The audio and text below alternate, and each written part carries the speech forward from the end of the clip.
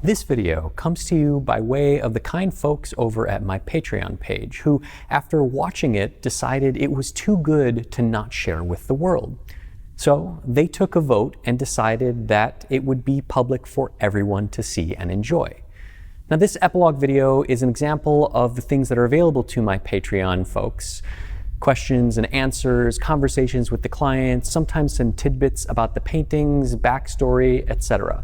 So say thanks to them and enjoy.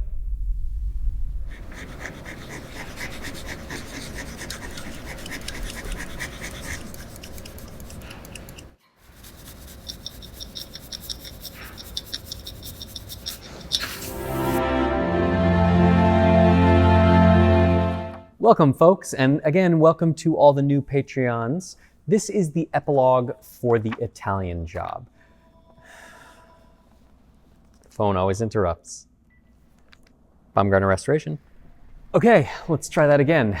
Welcome to the epilogue for The Italian Job.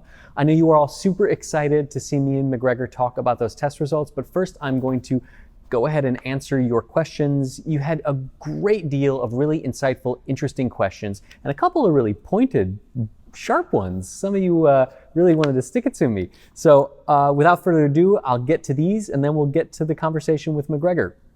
So Jesse asked, how often do I have clients requesting scientific analysis on their paintings?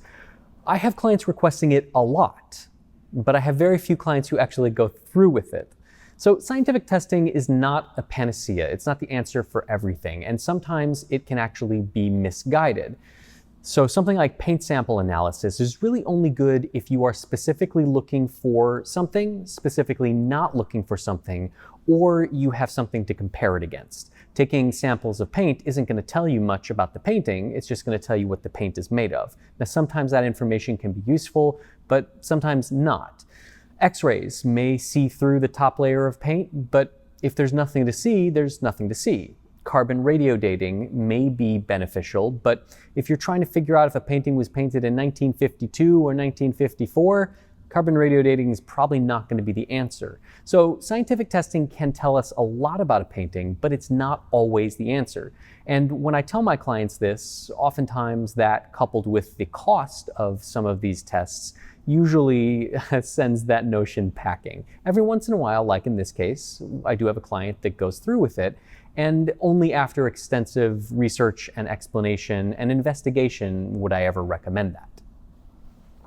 So Needlin said, given how frequently I comment on conservators' work needing to be reversible, she was a little shocked to see me cut off a piece of canvas. Even more so when I whipped out a saw and just took a chunk of stretcher. Is there some kind of exception to be made with when authenticating a painting is involved? Was the presumed seriously ancient age of this painting a deciding factor in doing that? Well, unfortunately, there is no way to take samples that are non-destructive. You have to take part of the object to have it tested. And in this case, we suspect that the wood is not original to the painting, and the wood can be replaced. In addition, the wood requires a larger sample. I'm not exactly sure why. In terms of the painting, I would have much rather taken a piece of the tacking edge were it present, but in the past it was removed or lost, so I didn't have any other choice. Now, I specifically chose a corner that already had lots of paint loss, so that I was taking a section that was already going to need quite a bit of retouching and work to make it whole. I wouldn't take a piece of canvas from behind the face, let's say. Now, unfortunately, that's just the way it goes. You know, whenever we take a sample, the owners, everybody has to be aware that it is a destructive process. We try to mitigate that destruction and try to take just what we need, but unfortunately, you got to crack some eggs to make an omelet. Jody asked, I have been watching for almost a year now, and I can't figure out when you use large pieces of washi-kozo or small. Well, sometimes I use small pieces when the painting has lots of impasto and texture, and I really want it to conform to that impasto. Sometimes I'll use large pieces when the painting is really smooth. Sometimes I'll use small pieces because I have a whole bunch of them cut. Sometimes I'll use large pieces because they are more convenient. I don't want to say there's no rhyme or reason to it, because of course there is, but using small pieces or large pieces, sometimes it doesn't matter. Like in this painting, I was able to use several large pieces because the painting was relatively smooth and flat, didn't have a lot of impasto. So ultimately, sometimes the painting makes the decision, sometimes I do, and sometimes the stars make the decision for me. So Lisa asked a really good question about past conservation. She noticed that the lining canvas was really a heavy weave, open weave, more like burlap than linen, and asked if I was able to tell anything about the age of conservation.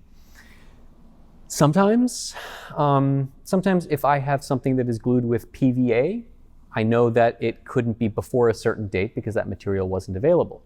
But traditional techniques like this, where they use a canvas with a rabbit skin glue, that was executed as early as the 13 or 1400s, and sometimes it's even executed today. So sometimes I can tell based on the materials or based on the deterioration of the materials, but oftentimes I just have a loose window, something like this might have been done between 1950 and 1980, or this was definitely post 1980, but I don't know, when the ceiling was. Or based on the age and the deterioration, I would expect this conservation work to be more than 200 years old. So you can kind of suss out some details, but ultimately it gets a little blurry trying to figure out an exact date just based on the materials or their age.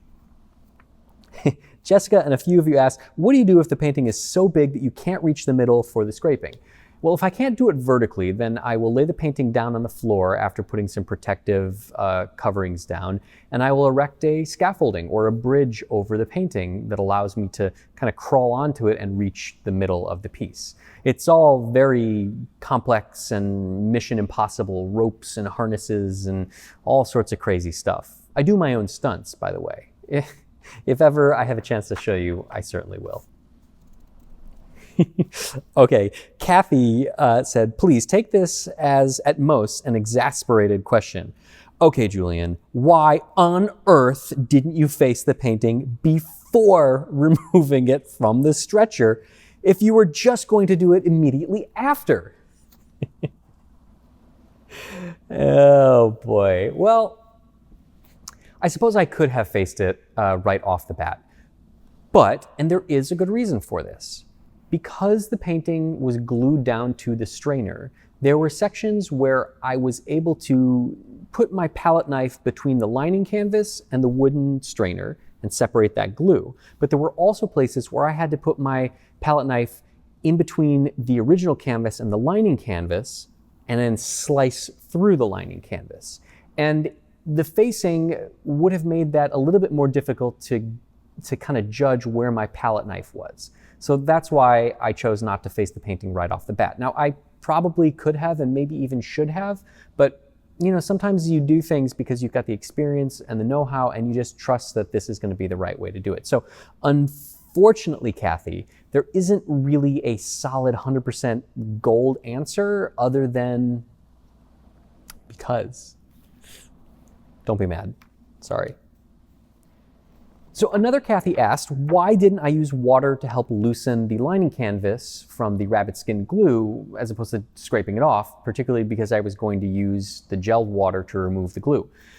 Anytime we expose a painting to water, crazy things can happen, even if we are really controlled about it. So I'd like to limit that amount of exposure whenever possible. So I felt that doing 2 rounds of water exposure to this painting, particularly given how old it was and how delicate it was, just was a risk I wasn't willing to take. And I've removed canvas via scraping so many times that it is almost automatic for me. So while it took a lot more time and it was kind of a pain, I felt it was safer in the end.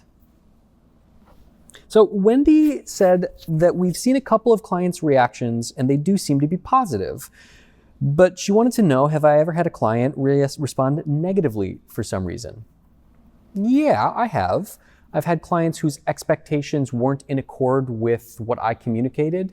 I had a client who was disappointed at seeing his painting so clean and vibrant and asked me to put a tinted varnish back on. I had a client who was disappointed after removing all of the overpaint from a bad restoration job that the painting looked different. And I tried to explain to them that what they were familiar with, what they had grown to know, wasn't actually the painting. It was somebody else's correction of their mistake. And that client was just not happy and wanted me to put it back the way it was. And so I had to find a way to meet their expectations. Generally, people are really happy. They want their paintings conserved. I try my best to communicate to them in a comprehensive way what they should expect, what they shouldn't expect, and make sure that those expectations are in accord with what I can deliver. So I would say, maybe once every 3 or so years, I get somebody who's not happy with conservation, but to some degree, that's my fault for not being better at communicating, and ultimately their fault for having expectations that just are wildly inappropriate. So it happens, but very rarely. Now, Wendy, and actually a few of you asked about the patch that I put in of new canvas, if I paid attention to the weave of the canvas. Yes, so the canvas has something called a warp and a weft, and that's how the canvas is put together. Warp goes this way, weft goes that way, or vice versa. And I aligned that with the canvas on the painting. So I want to make sure that not only is the weight of the canvas patch the same or as close as possible, the thickness is the same, the weave is as tight as the original, but also that it is aligned accordingly. I want to get as close as possible as I can. Now, Grace noticed that when I was removing the rabbit skin glue, some pieces of canvas came up as well. And those were pieces of old lining canvas that I just wasn't able to scrape off, sometimes around the edges of the painting where the stretcher or strainer support is. The rabbit skin glue doesn't deteriorate as much, and so the bond is really, really hard. So sometimes I leave that and just take it off when I'm using the gel, the Lapinite, to remove the rabbit skin glue. Kimberly Crunch asked, do I have the means to do x-rays? Yes, I don't do them myself. I work with an x-ray technician to come and do them on site because the equipment is extremely expensive and I would have very little use for it other than x-raying myself all the time. And they are experts, so they know exactly how to shoot all sorts of objects, including paintings. So Yuan asked, McGregor keeps using we when mentioning the painting once it was decided to be restored in video 1. Does that imply partial ownership between McGregor and the heir or the collector? No, I think McGregor is just talking about the royal we, me and him making decisions about how this painting is going to be cared for. I often use the royal we, the Lebowski we, to talk about the decisions that I make, when really I'm making most of them, but I like to include the client as part of that process. So Christy asked, when it comes to the cleaning of the old thick layer of varnish, is it faux pas to glean over the entire painting with the solvent so that when you go over it section by section, it doesn't take as much effort? Yeah, that's something we wouldn't want to do because the whole idea is that the solvent that is breaking down the varnish layer could potentially damage the paint layer. And that's why we go with little swabs and in little areas and in controlled sections so that we limit or mitigate the exposure that the solvent has to the painting. So simply going across the whole painting and then going section by section, number one, the solvent would evaporate and the varnish would harden back up. But also it just isn't as controlled, and control is really the name of the game. So Lene asked, I'm curious when, in dealing with a project like this, you decide to involve academics in the authentication or research part of it. Well, it's a really good question because many people want to embark upon authentication or research of their pieces, and sometimes it's just not possible. There's no information, and we would be barking up a tree that would yield no fruit, to mix metaphors. In this case, and in other cases where it is potentially possible, I operate like the detective. I gather the dots or the facts.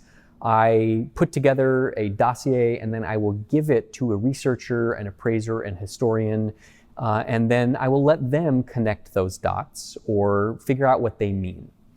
It is not my job to make any definitive statements about whether a piece is authentic or not. I can certainly provide information that helps, things like saying, the canvas is significantly deteriorated and is in accord with a painting being very old, or something like the adhesive used could not have been from such and such date because it wasn't invented, so on and so forth. My observations can be very valuable to a researcher, appraiser, or historian, but ultimately they're the experts and they're the ones who are going to have to make that final call. Oftentimes they won't. They will put together what is called maybe a probability report, where they outline the pros and cons, or the yeses and nos, and then say, based on that evidence, we believe there to be a strong possibility that the painting is by so-and-so or is from such and such era. But authentication is a really tricky game because nobody wants to put their name on something and then have it come back to bite them, or be incorrect, or risk their reputation, or end up in the middle of some sort of legal battle because their statements were used the wrong way. So authentication is really, really tricky, and I generally tell my clients to avoid it unless they really absolutely need to know, or there is really compelling evidence that will make an ironclad case.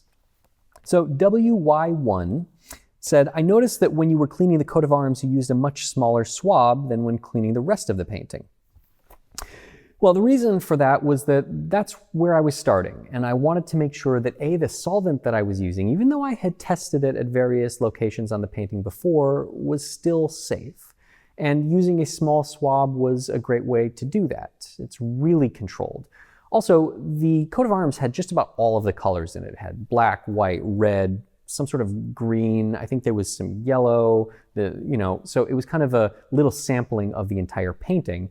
And so starting there and using a small swab allowed me to really control not only my solvent exposure, but control which color I was working on, and just to kind of make sure that everything was safe. It's always better to go slow, always better to be safe than sorry.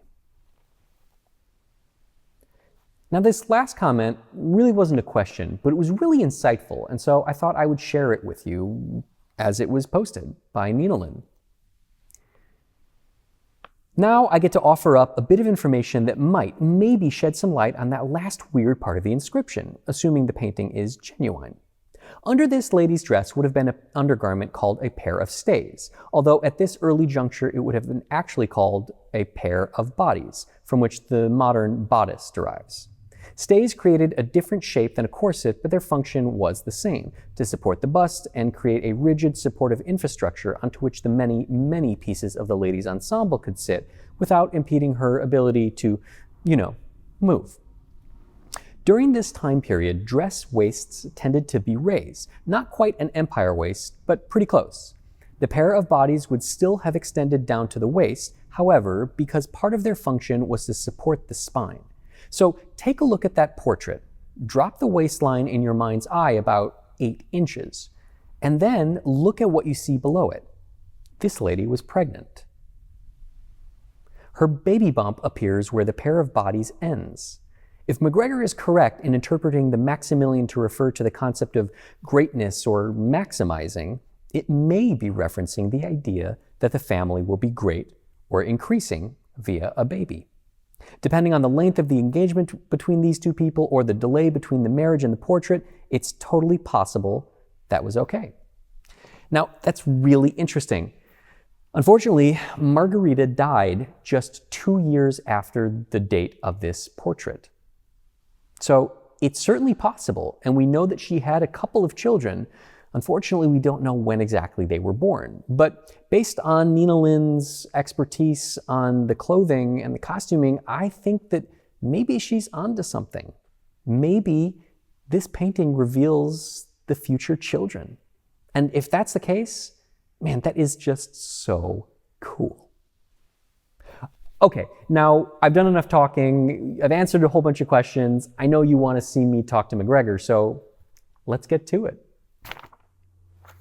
Well, hello once again, McGregor. Thank you for joining me for the 3rd time. I know I've eaten up tons of your time, but this is really exciting, and this is going to be really fun because we're going to be talking about the test results that we did on the painting. And so I want to jump right into it.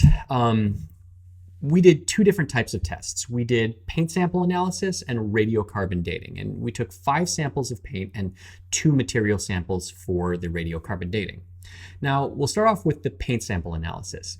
Paint sample analysis is a process whereby the chemists, using various types of spectrometry, gas spectrometry, Raman spectrometry, high resolution mass spectrometry, and of course X-ray fluorescence, and a bunch of other cool scientific processes, break down the individual elements in any pigment. So they will take black and they will break down all of the basic elements, and then they will give us a report as to what they find.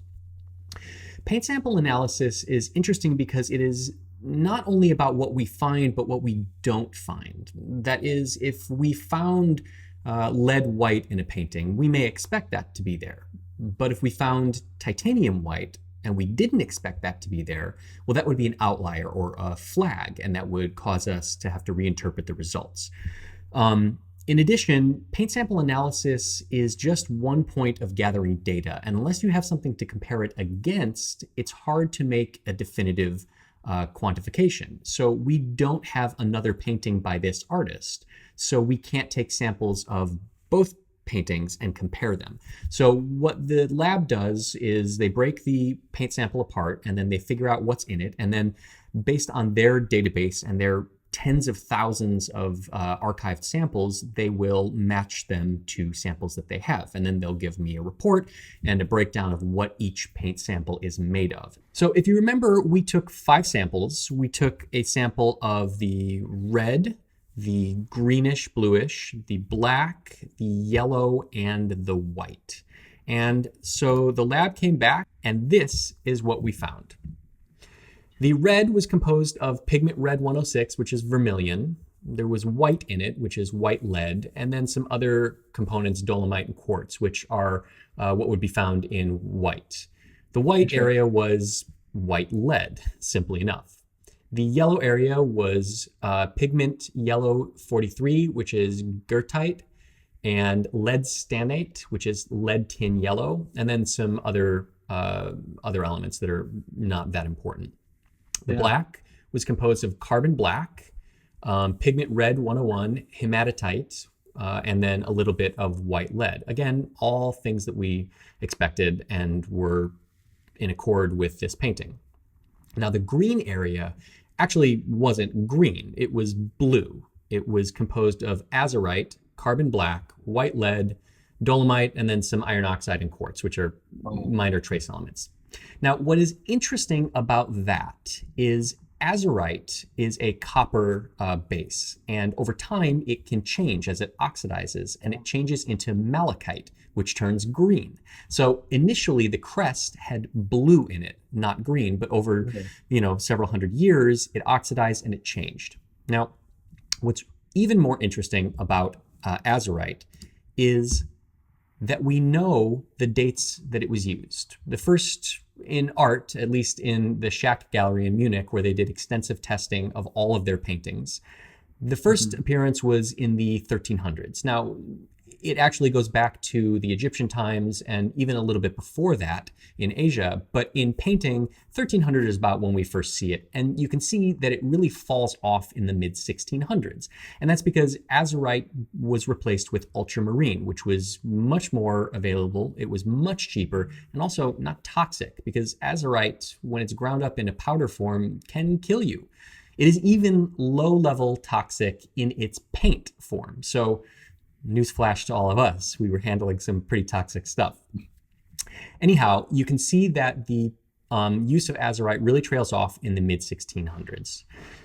Now, looking at the entirety of the samples that we found, it's interesting to compare them to other known paintings where extensive testing has been done. And so one was Hieronymus Bosch, 1450 to 1516. And you can see just about every color that is in your painting is also in Bosch's painting. We have lead tin yellow, we have azurite, we have vermilion, we have lead white, and we have ivory black instead of carbon black. So that gives us one clue that the palette isn't so dissimilar from Hieronymus Bosch's and that time period.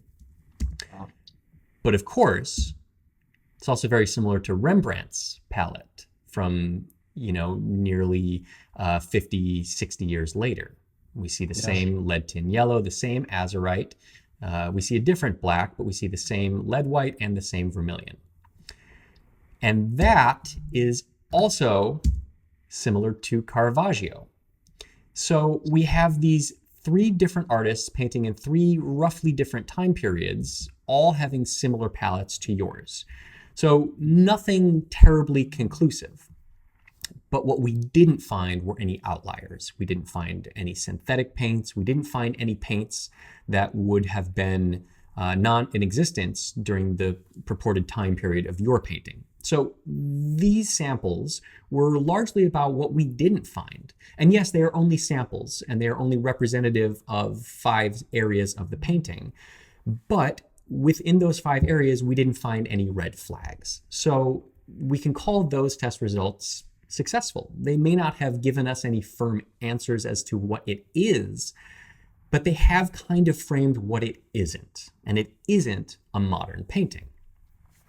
So on to the radiocarbon dating, which is, of course, a whole nother crazy process. So everything on Earth every living thing on Earth exchanges carbon. And there are several different carbon molecules. There's carbon 12, 13, and 14. 12 and 13 are incredibly stable. They don't decay, but carbon 14 does. And thanks to some Nobel Prize winning scientists, we know the precise rate that it deteriorates at. Now, things get complicated in 1950 because, of course, humans started messing around with atomic structures, and we added a lot more carbon into the air with industrialization and also radiation with the atomic bombs and nuclear testing. So anything post-1950 is really difficult to date. But of course, we're not dealing with something post-1950. So as things are alive, they exchange carbon with the air through the carbon dioxide exchange. Now, when they die, they stop exchanging carbon. And that's when the carbon 14 starts to decay. So this cotton canvas at one point was a plant, cotton, and at one point it died when it was harvested. And that's the point at which it starts decaying. And that's how we can tell approximately how old it is. Now, the same thing with wood. Wood is a tree and it exchanges carbon dioxide with the atmosphere. And when it's cut down, it stops exchanging carbon dioxide. So I want to start with the wood. And I want to show you the chart, the graph that the lab sent to us. All right, sounds good. And so you can see that it's kind of a mess. On the bottom axis, we have the AD date, and on the left axis, we have the radiocarbon age. So what we have is a concentration of the radiocarbon age at around 140, 150. And then we have the AD date, we have peaks all over the place. So this needs a little bit of interpretation. Luckily, the lab does that. And this is the interpretation of the lab results of the wood. And so right at the bottom, they say the median probability is 1809. Now, we knew that this wood wasn't original to the painting. We kind of fully expected that. Mm-hmm. We knew the painting had been conserved at least once, probably multiple times in the past. And so seeing a date of 1809 on the wood is kind of completely what we expected. Now onto the canvas. So the same test for the canvas reveals a much simpler chart, something that is a little bit easier to understand. In the bottom, we have Cal AD, and then on the left, we have radiocarbon age. And radiocarbon age is the date from 1950 prior. So 1950 is when they, that's the baseline from which radiocarbon testing is set. And whatever date they determine, whatever radiocarbon age, it is that many years prior to 1950. So we have something like 260, 270. We have a cluster range in that area. Now we have 2 peaks in the Cal AD, which is the human layperson's interpretation of when the testing falls onto a regular calendar. And we have one at around 16, maybe this is 40, right? And then we have another in between 15, maybe 20 and 1550. So if we look at their analysis, we can see that they determine the median probability as 1636, which is not what we were expecting.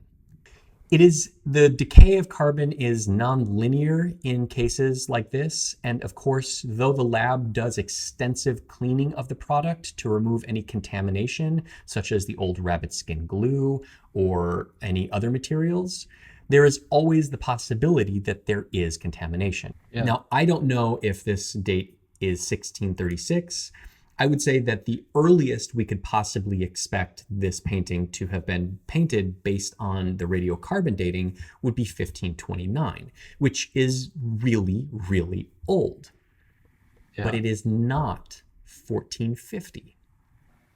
I guess it changes everything, or maybe nothing.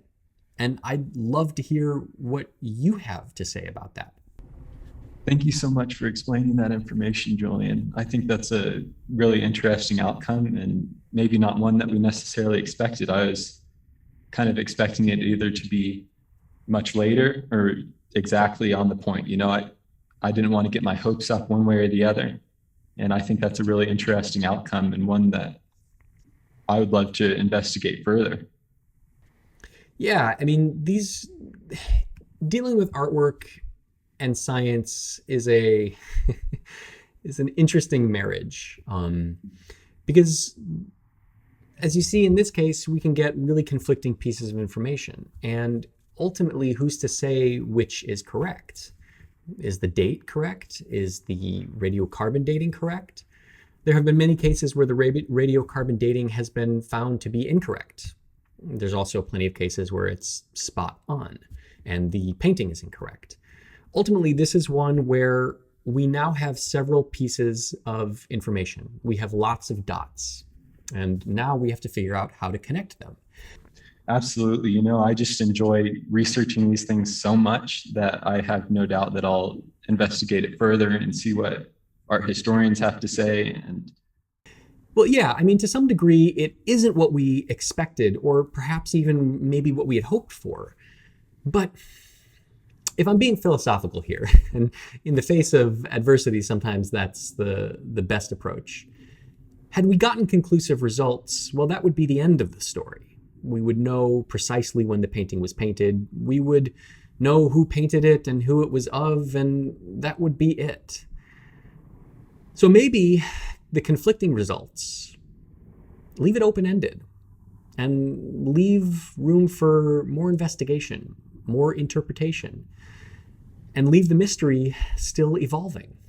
The story isn't over. It's, in a way, just beginning. Yeah, absolutely. I think that it very well could just be beginning. There's so much more history that we need to uncover and figure out, and I'd be happy to keep you updated with what I find. Well, I would expect nothing less, McGregor. This has been a truly interesting and exciting, challenging, frustrating, but really rewarding project. And even though this final chapter is a little bit ambiguous, I think that makes it, well, at least from my perspective, exciting. And I fully expect you to keep me updated with emails, photos, and whenever you do write the end chapter, I want to know exactly what you find out. Absolutely. I'll keep you updated. Well, McGregor, it's been an absolute pleasure to work with you, to Zoom with you, to get to know you a little bit. And I expect to hear more from you in the future and to follow along with everything you do and wherever your journey takes you in the world of art. Yeah, thank you so much. It's been so much fun talking to you on these Zooms. I really appreciate your time. Thank you. Well, with that, I will let you on your way and let you start the next chapter in your art sleuthing. So take care, McGregor.